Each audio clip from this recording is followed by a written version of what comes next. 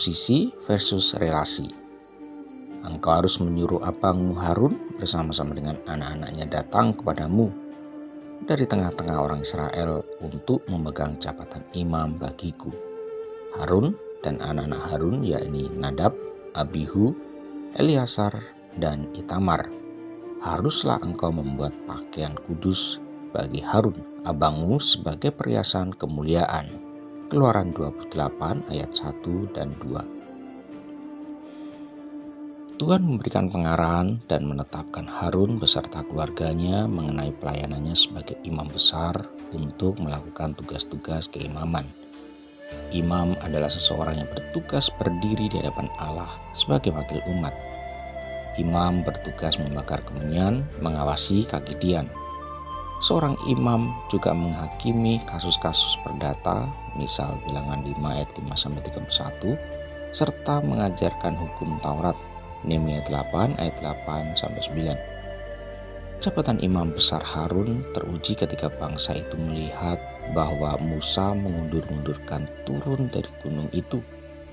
Maka berkumpulah mereka mengerumuni Harun dan berkata kepadanya, "Mari, buatlah untuk kami Allah yang akan berjalan di depan kami, sebab Musa ini orang yang telah memimpin kami keluar dari tanah Mesir.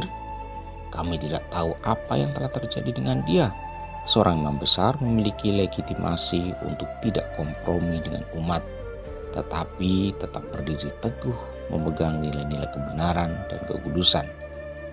Namun apa yang dilakukan imam besar Harun? Selaku pemimpin, Harun telah melakukan pengkhianatan yang serius terhadap standar Allah untuk menyenangkan umat yang dilayaninya. Dia menyerah pada tekanan-tekanan dari umat dan melanggar hukum Allah. Sekalipun Harun memiliki posisi tertinggi secara jabatan, sering melihat mujizat dan keajaiban Tuhan, namun Harun tidak memiliki relasi yang sesungguhnya dengan Allah yang dilayaninya. Musa tidak pernah ditapiskan untuk memegang jabatan sebagai seorang imam besar, tetapi Musa memiliki relasi yang begitu dekat dengan Tuhan. Bahkan Tuhan berbicara kepada Musa dengan berhadapan muka seperti seorang berbicara kepada temannya. Keluaran 33 ayat 11. Hanya doa syafaat Musa yang mampu menyelamatkan bangsa Israel dari murka Allah dan kematian. Dunia melihat jabatan dan posisi sebagai tolak ukur sebuah kesuksesan. Bahkan mereka tidak segan-segan melakukan segala cara demi sebuah posisi.